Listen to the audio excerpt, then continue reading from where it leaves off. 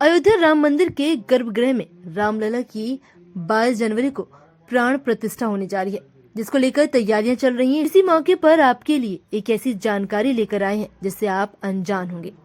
ये तो आपने सुना ही होगा कि गिद्धराज जटायु की जब राम से मुलाकात हुई तो उन्होंने राजा दशरथ के मित्र के रूप में अपना परिचय दिया, लेकिन लोगों को ये शायद मालूम नहीं होगा कि जटायु और राजा दशरथ की मित्रता कैसे हुई।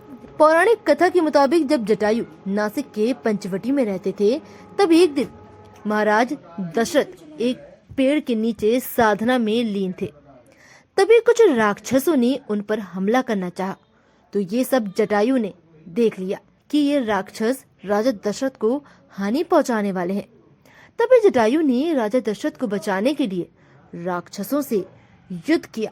इसके कुछ समय बाद जब राजा दशरथ की साधना खत्म हुई तो देखा कि राक्षस और जटायु युद्ध कर रहे हैं। फिर दशरथ ने भी अपने धनुष बाण से सभी राक्षसों का वध कर दिया। इसके बाद जब उन्होंने पूछा वे युद्ध क्यों कर रहे थे, तो जटायु ने कहा कि आप साधना में लीन थे और ये राक्षस तभी आपको मारना चाहते थे, लेकिन आपको बचाने और उन्हें रोकने के लिए मुझे ये युद्ध करना पड़ा। तभी जटायु ने राजा दशरथ से मित्रता का आग्रह किया और राजा दशरथ भी उनके आग्रह को मना नहीं कर पाए। इसके बाद राजा दशरथ ने जटायु का आग्रह स्वीकार करके उनसे मित्रता कर ली। जब रावण सीता का हरण करके आकाश में उड़ गया, तब सीता का विलाप सुनकर जटायु ने रावण को रोकने का बहुत प्रयास किया, लेकिन अंत में रावण ने तलवार से उनके पंख काट दिए, जिससे वे उड़ न सके और मरणासन होकर भूमि पर गिर पड़े। इसके बाद रावण सीता को लेकर लंका की ओर चला गया।